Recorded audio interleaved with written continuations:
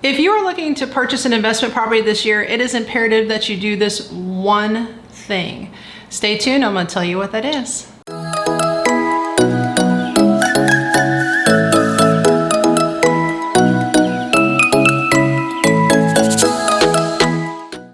I'm gonna call this video the ROI, the remix. Because I've made a lot of videos in the past year or so talking about return on investment when you're looking to purchase an investment property and the costs and expenses with that. And I'm gonna go ahead and post some of those right here so you can check those out when you'd like to, but stay with me for this one.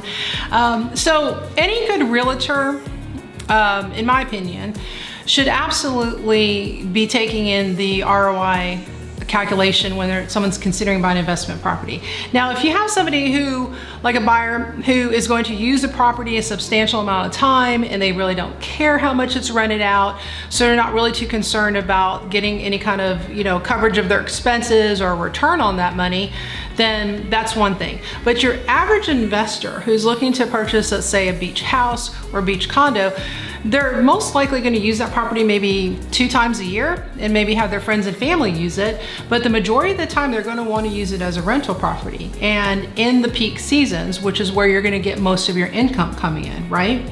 So it's really important going in, knowing what all the expenses are that it's going to take you to run that property. So especially if you're financing, that's a big portion of it because you've got your interest rate to contend with, obviously, and interest rates are actually coming down. So we've had a couple of nice bumps over the past 2 months, so that's very encouraging. But you're gonna have expenses like if it's a condo, the HOA fees, your electricity, your interior insurance, all those type of things. So before I go out and take somebody to look at a property, I'm gonna do that calculation and I'm gonna know where this particular property may stand as far as an opportunity for them. Now, I've been in real estate since 1999. I like to say since I was 12. That makes me sound really young. But I'm able to eyeball a property and know if it's gonna break even, cash flow, or you're gonna need to get out your checkbook and write a check at the end of the year.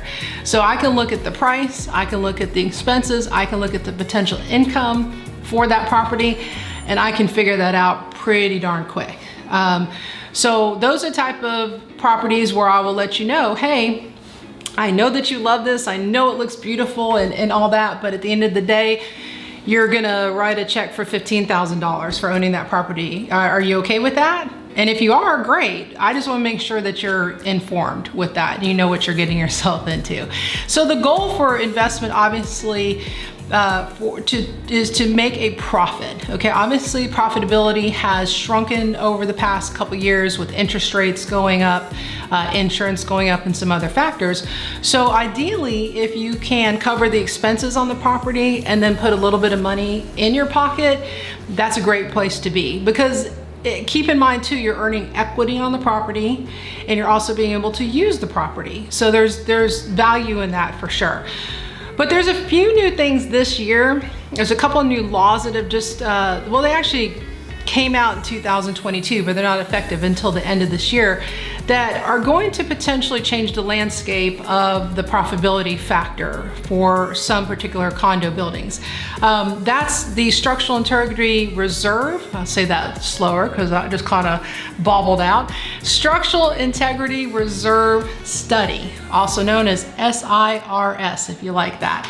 And so that's going to require all condo buildings to be their reserve funds to be 100% funded by the end of this year. Okay, so that is a question we need to know going in. How much are they currently funded? When have they done the study? When are they doing study? And this impacts all condo buildings. And this stems from the Surfside, the collapse of the condo in Surfside, Florida back in 2021. The other one is a milestone inspection report. There's a lot of details to that, parameters of what buildings meet that requirement. And I did a video just recently that discusses those 2 new laws in more detail. I'm gonna post them here for you and also at the end of this video so you can check those out too and get more details. And then of course you also have the rising cost of insurance, and we did have a little bump in taxes as well. So how does one help to insulate themselves from rising cost and potential expenses. The truth is you can't. There's no actual crystal ball that can tell you buy this property today and in 6 months or a year from now your cost isn't going to go up. And what you have to be cognizant of is that your costs may go up, but the ability to rent that property, the income that can be derived from it, really doesn't fluctuate that much. Okay, so you can't, just because you had an increase, all of a sudden have your condo or your beach house be $200 more a night, because there's plenty of other opportunities people will go rent for less. So the best thing you can do is up front, get all the information about what the expenses are gonna be, what that ROI calculation is, understand all of the documents for like if you're buying a condo, for example, reviewing all the documentation that's provided to you so you can make an educated decision, and then always leave yourself a little wiggle room. If having to break even is extremely important to you and vital to you, then make sure that when you're purchasing that property, there's some wiggle room built in. That if things do change and expenses go up, that you're not gonna be in a deficit. So that's my best advice to you about ROI, and then also just being prepared for the expenses with owning an investment property. As an investment owner, I do this in my sleep. I've got multiple properties that I own, so I am very tuned in and keyed into the importance of making sure that you're making a sound financial investment. Thank you so much for watching today. If you haven't already subscribed to my YouTube channel, why not? Do it now.